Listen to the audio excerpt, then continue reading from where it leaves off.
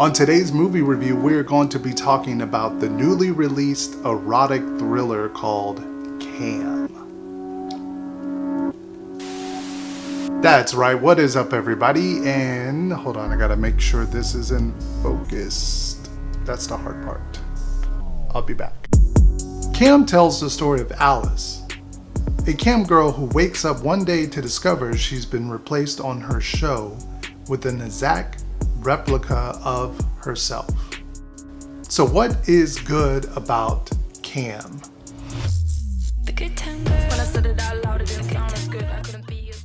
I thought the actual concept of this story, it relates to other things outside of it being about just a cam girl doing things to try to get somewhere in life. It easily relates to anybody that is using social media today, especially for us who are using YouTube, who are not really all that famous, and you have other people maybe in your community or your same genre who are bigger, and you're constantly kind of comparing oranges and apples of why are they getting views and why are you not getting views.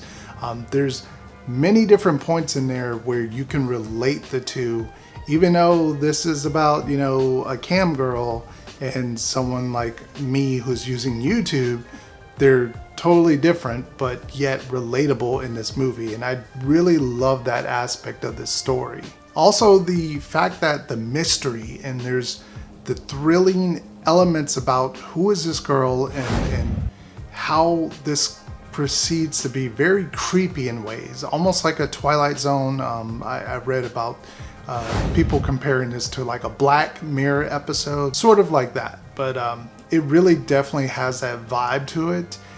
It really does leave you in a mystery, because I thought this film was going to go one way, but wow, the creepy all factor of where this story goes, you kind of think you have it figured out, and then it keeps going to another point in the story. Also, Madeline Brewer, who plays the part of Alice, and Lola as the same time.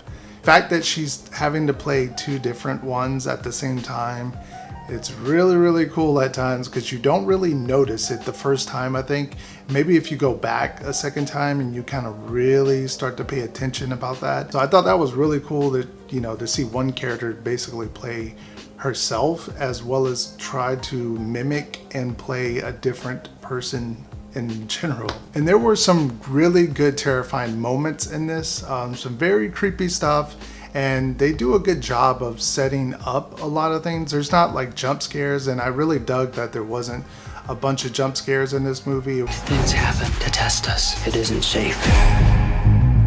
What is it? I've watched enough to guess who it'll choose. It was more like very tension-esque moments where you think something's gonna happen and it probably doesn't, but it still leads a really good build-up in there.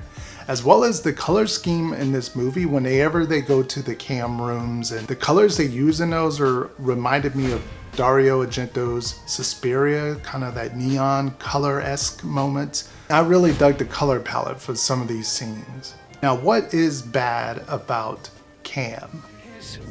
You stole my face, and now I'm going to get it back. I'll say some of the side characters that they introduce us to throughout the story, they kind of just go nowhere in my opinion. We're introduced to like this Barney character and this other guy. Why am I blanking out on his name? Hold on one second. Yes, Tinker. And Tinker has more of a story than I think the Barney character, or I hope his name's Barney. But Barney is kind of just introduced, and they go nowhere with that. It's like you think there's something there, you think it's going to lead to something bigger, and it's just like only gets her point A and point B as far as the storyline. I would have loved to see a little bit more with those extra side characters. Also, I would have loved to see more backstory about Alice and her family, because while I did enjoy her interaction with her mother and her brother, and the whole thought of like she's doing these cam sessions and that's sort of this private thing that you know the brother knows but the mom doesn't know, and then how that kind of relates to her world and her brother. And I found that to be more of an interesting story there, but they just didn't dive into it. And there are some scenes in here that are just written kind of bad. There's one particular scene where there's some cops that visit Alice, and it's just kind of a awful scene. The ending, I have to say, I didn't particularly like, and something that kind of happens in the ending, but I didn't care for the actual end part of the ending. It would make sense if you've seen the movie. I can't really spoil it, so I'm just gonna say I like the ending, but I didn't like the ending, if that makes sense. Probably doesn't, but yeah.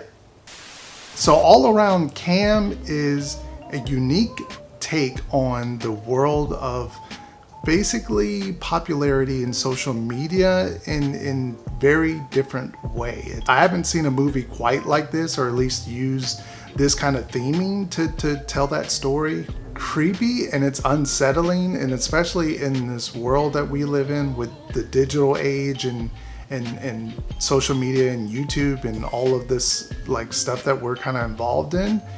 It's very creepy and unsettling, and it kind of really sticks with you long after the movie.